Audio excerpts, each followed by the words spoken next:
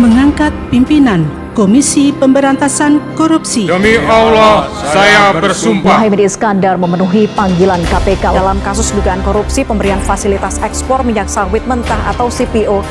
Komisi Pemberantasan Korupsi atau KPK periode 2024-2029 langsung membuat gebrakan usai dilantik Presiden Prabowo Subianto pada 16 Desember 2024. Sepekan setelah pelantikan, lembaga anti rasuah yang kini dipimpin Setio Budianto itu menetapkan Sekjen PDI Perjuangan, Hasto Kristianto, sebagai tersangka dalam kasus dugaan suap yang melibatkan Harun Masiku.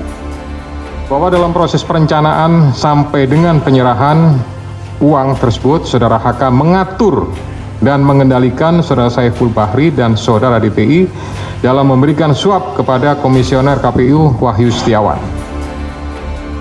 KPK menduga Hasto Kristianto melakukan perintangan penyidikan dalam kasus suap yang dilakukan Harun Masiku kepada Komisioner Pemilihan KPU Wahyu Setiawan.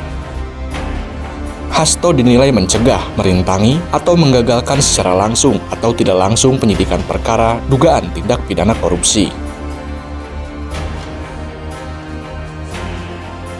Melalui rekaman video, Hasto menghormati keputusan KPK yang menetapkan dirinya sebagai tersangka.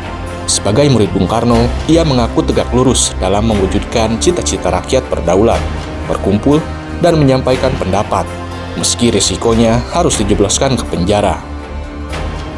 Demi perjuangan terhadap cita-cita, demi nilai-nilai yang kita perjuangkan, risiko apapun siap kita hadapi dengan kepala tegak dan mulut tersenyum. Menurutnya, ketika aparat penegak hukum digunakan dengan segala cara untuk melakukan intimidasi, sumber-sumber daya negara digunakan demi kepentingan politik praktis, maka pilihan untuk menghadapi tembok tebal kekuasaan itu wajib dilakukan oleh kader-kader PDI Perjuangan. Penetapan Hasto Kristianto sebagai tersangka membuat suara publik terbelah menjadi 3 bagian. Ada yang mendukung, tapi ada juga yang menilai langkah KPK itu syarat muatan politik. Sebagian lagi menentang KPK untuk berani membongkar kasus-kasus korupsi yang diduga dilakukan sejumlah Menteri Prabowo Subianto. Mereka adalah Airlangga Hartarto, Muhaimin Iskandar, Zulkifli Hasan, Bahlil Lahadalia, dan Dito Aryo Tejo.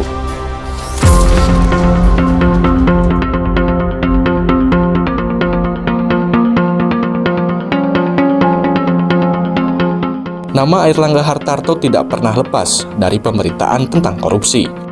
Pria Tambun yang kembali menjabat Menko Perekonomian ini disebut-sebut dalam kasus korupsi minyak goreng. Berdasarkan laporan majalah Tempo edisi 9 April 2022, penyidik menemukan bahwa Airlangga Hartarto memiliki peran dalam kebijakan yang menguntungkan sejumlah perusahaan kelapa sawit. Saat ini Airlangga Hartarto diperiksa terkait dengan saksi dalam kasus dugaan korupsi pemberian fasilitas ekspor minyak sawit mentah ataupun CPO. Diketahui pada akhir 2021 hingga awal 2022 terjadi kelangkaan minyak goreng yang disebabkan oleh harga minyak sawit mentah atau crude palm oil atau CPO yang merupakan bahan baku utama minyak goreng mengalami lonjakan akibat invasi Rusia ke Ukraina. Untuk mengatasi masalah kelangkaan minyak goreng, pemerintah melakukan bermacam cara, seperti menetapkan harga eceran tertinggi untuk minyak goreng kemasan sederhana dan melarang ekspor minyak sawit mentah secara terbatas. Namun, berdasarkan penyidikan Kejaksaan Agung, sejumlah perusahaan kelapa sawit berskala besar malah mengekspor minyak sawit mentah ketimbang digunakan untuk memenuhi kebutuhan dalam negeri. Penyidik pun mengendus peran Airlangga Hartarto melalui kebijakan yang menguntungkan perusahaan-perusahaan kelapa sawit tersebut. Selain menjabat Menko Perekonomian, Airlangga juga merupakan Ketua Komite Pengarah Badan Pengelola Dana Perkebunan Kelapa Sawit yang disinyalir terlibat dalam penyaluran dana subsidi yang tidak tepat sasaran. Diduga lantaran kasus itulah, Airlangga Hartarto mendadak mengundurkan diri sebagai Ketua Umum Partai Golkar pada 10 Agustus 2024. Maka dengan ini saya menyatakan pengunduran diri sebagai Ketua Umum DPP Partai Golkar. Pengunduran diri ini terhitung sejak semalam, yaitu Sabtu 10 Agustus 2024. Sebelum menyatakan mundur sebagai orang nomor 1 di Partai Beringin itu, Airlangga menerima surat pemanggilan dari Kejaksaan Agung untuk diperiksa sebagai saksi dalam kasus korupsi terkait minyak goreng. Dikabarkan, Airlangga diancam akan dijemput paksa dan rumahnya bakal digeledah jika ia tidak segera menyatakan mundur sebagai Ketua Umum Partai Golkar.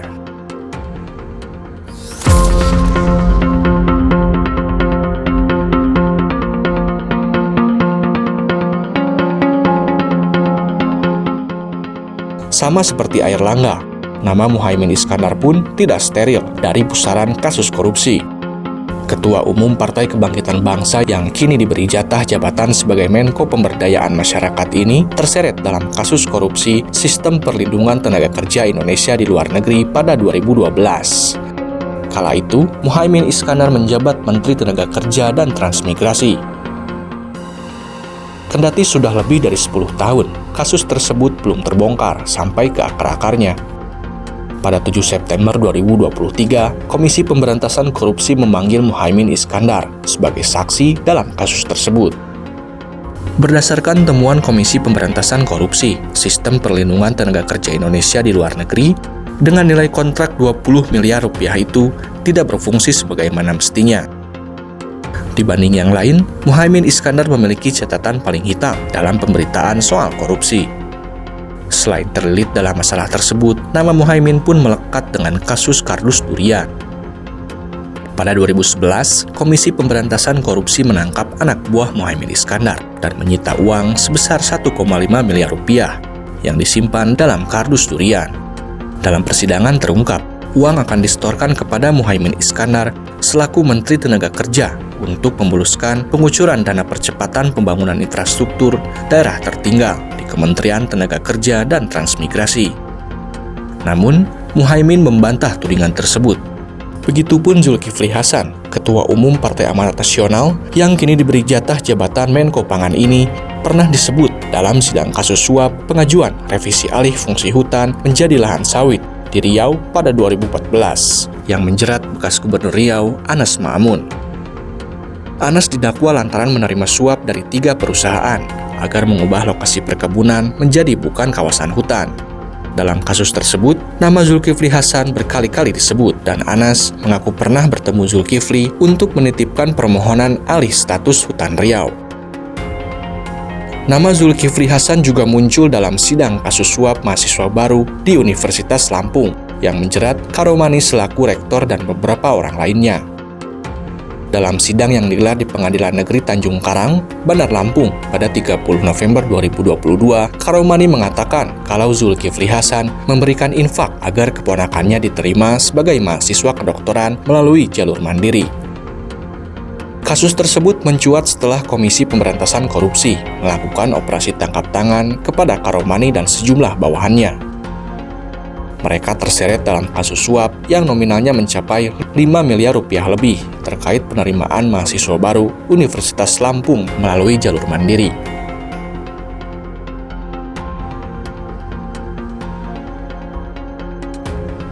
Berikutnya ada Bahlil Lahadalia, Menteri Energi dan Sumber Daya Mineral, pembantu Prabowo Subianto yang namanya masuk dalam pusaran korupsi. Pada 19 Maret 2024, ia dilaporkan Jaringan Advokasi Tambang atau JATAM atas dugaan korupsi dalam penerbitan izin usaha pertambangan.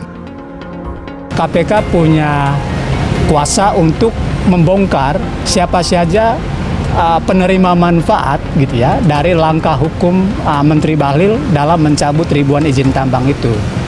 Lalu kepada siapa saja begitu dan dengan pihak mana saja. Bahlil dilaporkan saat dirinya menjabat Menteri Investasi atau Kepala Badan Koordinasi Penanaman Modal. JATAM menduga Bahlil melakukan tindak pidana korupsi, mulai gratifikasi, suap menyuap, hingga pemerasan. Selanjutnya, pembantu Prabowo Subianto yang namanya terseret dalam kasus korupsi adalah Dito Aryo Tejo. Menteri Pemuda dan Olahraga ini disebut-sebut menerima uang sebesar 27 miliar rupiah dalam kasus korupsi BTS 4G di Kementerian Komunikasi dan Informatika. Dalam persidangan yang digelar pada 11 Oktober 2023, Dito membantah keterlibatan dirinya dalam kasus tersebut. BTS 4G? Tidak, Yang Mulia. Tidak mengikuti? Sama sekali tidak. Tidak mengetahui? Tidak mengetahui. Politikus Golkar ini menepis kalau dirinya menerima uang 27 miliar untuk membantu menyelesaikan kasus dugaan korupsi BTS 4G yang tengah diusut Kejaksaan Agung.